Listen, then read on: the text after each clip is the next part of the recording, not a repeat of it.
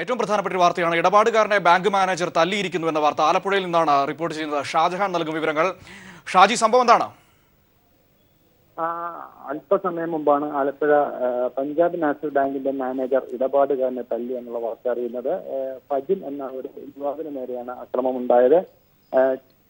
സാമ്പത്തികമായിട്ടുള്ള ഇടപാട് നടത്തുന്നതിന്, അതായത് നിലവിലുള്ള സാഹചര്യത്തിൽ പണം മാറ്റി വാങ്ങിക്കുന്നതിനായിട്ടാണ് അദ്ദേഹം ബാങ്കിനെ സമീപിച്ചത്. അപ്പോൾ മാനേജറുമായിട്ടുള്ള വാക്കുതർക്കത്തെ തുടർന്ന് മാനേജർ മർദ്ദിക്കുകയായിരുന്നു. മർദ്ദനത്തിൽ പരിക്കേറ്റ ഈ യുവാവ് ഇപ്പോൾ ആലപ്പുഴ ജനറൽ ആശുപത്രിയിൽ അഡ്മിറ്റാണ്. അല്പസമയം മുമ്പാണ് സംഭവം നടന്നത്. സംഭവവുമായി ബന്ധപ്പെട്ട് ഇപ്പോൾ പഞ്ചാബ് നാഷണൽ ബാങ്കിന്റെ ATM ബ്രാഞ്ചിന്റെ മുൻപിൽ ഇപ്പോൾ പോലീസും എത്തിയിട്ടുണ്ട്. സംഭവവുമായി ബന്ധപ്പെട്ട് പോലീസ് കേസെടുത്തിട്ടുണ്ട്. എന്തായാലും ഈ അക്രമത്തിൽ പരിക്കേറ്റ യുവാവ് ഇപ്പോൾ ആലപ്പുഴ ജനറൽ ആശുപത്രിയിൽ ചികിത്സയിലാണ്. ഷാജി, അതായത് ഈ കറൻസി മാറുന്നതുമായി ബന്ധപ്പെട്ടുണ്ടായ അസൗകര്യങ്ങൾ അത് ചോദ്യം ചെയ്തതിലെ തർക്കമാണോ ഈ തല്ലലിലേക്ക് എത്തിയത്? തീർച്ചയായിട്ടും. കാര്യം ബാങ്കിൽ നല്ല തിരക്കാണ്. ആലപ്പുഴയിലെ നഗരത്തിലുള്ള മിക്ക ബാങ്കുകളും നല്ല തിരക്കാണ്. ATMകളൊന്നും പ്രവർത്തിക്കാത്ത സാഹചര്യത്തിൽ ബാങ്കുകളെ ആശ്രയിക്കാൻ മാത്രമാണ് ഇടപാടുകാരുടെ ഏക ആശ്രയം.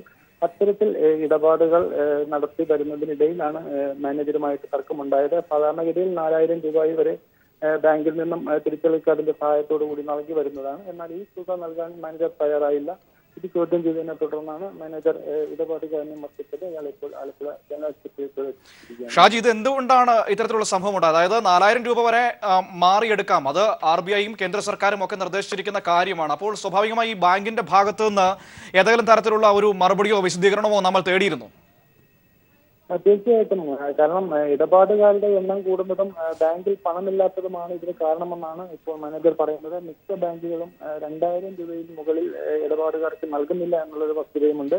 കാരണം ബാങ്കുകളിൽ ആവശ്യത്തിനുള്ള പണം ഇല്ല എന്നുള്ളൊരു പരാതിയാണ് ബാങ്ക് മാനേജർമാർ പറയുന്നത്.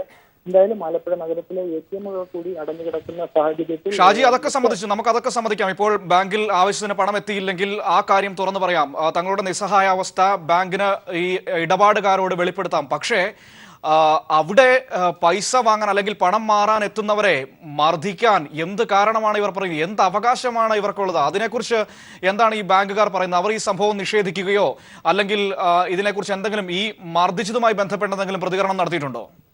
അത്തരത്തിൽ മാനേജറുടെ ഭാഗത്തു നിന്നും നമുക്ക് മറുപടികളൊന്നും തന്നെ ലഭിച്ചിട്ടില്ല. മാനേജർ ഇപ്പോൾ ബാങ്കിൽ നിന്നും മാറിയിരിക്കുകയാണ്. അദ്ദേഹം എവിടെയാണെന്ന് അറിയില്ല. എന്തായാലും മർദ്ദനത്തിൽ പരിക്കേറ്റ യുവാവ് ഇപ്പോൾ ആലപ്പുഴ ജനറൽ ആശുപത്രിയിൽ ചികിത്സയിലാണ്. അവർ നിയമപരമായിട്ട് മുൻപോട്ട് പോകാനുള്ള നീക്കത്തിലാണ്. കാരണം സാമ്പത്തിക ഇടപാടുകൾ നടത്തുന്നതിന് ഇന്നത്തെ സാഹചര്യത്തിൽ തിരക്കുകൾ കൂടിയതുകൊണ്ട് ഉണ്ടായ ഒരു സംഘർഷമാണ് എന്ന് വേണം നമുക്കിതിനെ പറയേണ്ടത്. കാരണം മാനേജറുടെ ഭാഗത്തു നിന്നും അക്രമം ഉണ്ടാകാനുള്ള കാരണം യുവാവിന്റെ ഭാഗത്തു നിന്നും യാതൊരു അതിനുള്ള സാധ്യതയും ഉണ്ടായിരുന്നില്ല എന്നുള്ളതാണ് ദൃക്സാക്ഷികളും മറ്റും പറയുന്നത്. എന്തായാലും പരിക്കേറ്റ യുവാവ് ഇപ്പോൾ ആലപ്പുഴ ജനറൽ ആശുപത്രി ചികിത്സയിലാണ്. സാമ്പത്തികമായിട്ട് ചില്ലറ വാങ്ങുന്നതിന് വേണ്ടിയിട്ടാണ് ഇയാൾ ബാങ്കിനെ സമീപിച്ചത്. പഞ്ചാബ് നാഷണൽ ബാങ്കിന്റെ മാനേജറുടെ ഭാഗത്തു നിന്നാണ് ഇത്തരത്തിലൊരു സംഭവം ഉണ്ടായത്. തീർച്ചയായിട്ടും ഷാജി, പ്രധാനമായും ഈ മർദ്ദനമേറ്റയാളെ നമ്മൾ അദ്ദേഹത്തോട് സംസാരിച്ചിരുന്നു. അദ്ദേഹം കൃത്യമായിട്ട് നമ്മളോട് പറഞ്ഞ കാര്യങ്ങൾ എന്തൊക്കെയോ, ഒപ്പം തന്നെ ഈ ദൃക്സാക്ഷികൾ അവിടെ നിന്നും പറയുന്ന കാര്യങ്ങൾ എന്തൊക്കെയോ, അതൊക്കെയാണ് കൃത്യമായിട്ട് നമുക്ക് വേണ്ടത്. തീർച്ചയായിട്ടും. ദൃക്സാക്ഷികൾ പറയുന്നത് രാവിലെ മുതൽ തന്നെ ബാങ്കിന്റെ പ്രവർത്തനം തളർത്തിയ നിലയിലാണ്. കാരണം ആവശ്യത്തിന് ജീവനക്കാരില്ല എന്നുള്ളൊരു പരാതിയും പൊതുജനങ്ങളുടെ ഭാഗത്തു നിന്ന് വരുന്നുണ്ട്. മാത്രമല്ല, ഇത്രയധികം ആളുകൾ ബാങ്കിനെ ആശ്രയിക്കേണ്ട ഒരു സാഹചര്യം വരുമ്പോൾ സ്വാഭാവികമായിട്ടും തിരക്കുണ്ടാകും. എന്നാൽ ഈ തിരക്ക് മാനേജ് ചെയ്യുന്നതിന് മാനേജറുടെ ഭാഗത്ത് മറ്റുള്ള നടപടി ഉണ്ടായില്ല. അത്തരത്തിൽ ജനങ്ങളുടെ തിക്കും തിരക്കും വർദ്ധിച്ച സാഹചര്യത്തിൽ ജനങ്ങളോടൊക്കെ തന്നെ വളരെ മോശമായ രീതിയിലാണ് ഈ മാനേജർ പെരുമാറിയിരുന്നത് എന്നാണ് മറ്റ് ഇടപാടുകാരൊക്കെ തന്നെ പറയുന്നത്. ഇത്തരത്തിലുള്ള വാക്കുതർക്കമാണ് ഇടപാടുകാരനെ മർദ്ദനത്തിൽ കൊണ്ടെത്തിച്ചത്. അല്ലെങ്കിൽ അദ്ദേഹം ആശുപത്രിയിൽ പ്രവേശിപ്പിക്കേണ്ട ഒരു സാഹചര്യം ഉണ്ടായിരുന്നു. അതായത് ഷാജി, പ്രധാനമായും അവിടുത്തെ വലിയ തിരക്കുകൾ വരുന്നു, ആവശ്യത്തിന് ജീവനക്കാരില്ലാത്ത അവസ്ഥ, ഒപ്പം തന്നെ പണം ലഭ്യമാകാത്ത, നോട്ടുകൾ ലഭ്യമാകാത്ത സാഹചര്യം. ഇത്തരത്തിൽ ഇതെല്ലാം കൂടി ഒരുമിച്ച് വന്നപ്പോൾ കാര്യങ്ങൾ കൈവിട്ടു പോവുകയും വാക്കുതർക്കവും ഒപ്പം തന്നെ മർദ്ദനമടക്കമുള്ള കാര്യങ്ങളിലേക്ക് ബാങ്കിൽ സംഭവിക്കുകയായിരുന്നോ ചെയ്തത്?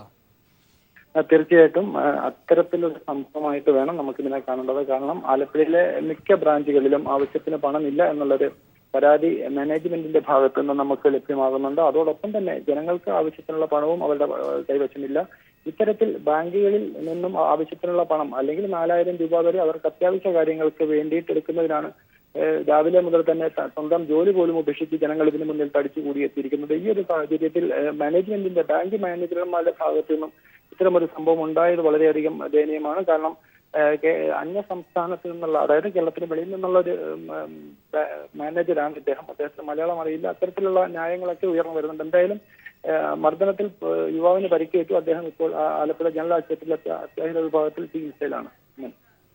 ശരി, ഷാജഹാനാണ് ആലപ്പുഴയിൽ നിന്ന് വിവരങ്ങൾ നൽകിയത്. പഞ്ചാബ് നാഷണൽ ബാങ്കിന്റെ മാനേജർ അവിടെ എത്തിയ ഇടപാടുകാരനെ മർദ്ദിച്ചിരിക്കുന്നു എന്ന വാർത്തയാണ് ആലപ്പുഴയിൽ നിന്നും ഷാജഹാൻ വിവരങ്ങളായി നമുക്ക് തന്നത്.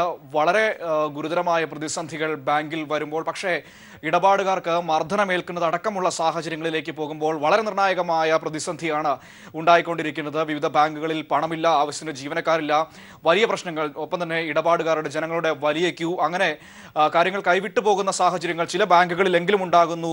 അത്തരത്തിലുള്ള സാഹചര്യങ്ങൾ കൂടി സൃഷ്ടിക്കപ്പെടുന്നു എന്നാണ് മനസ്സിലാക്കേണ്ടത്.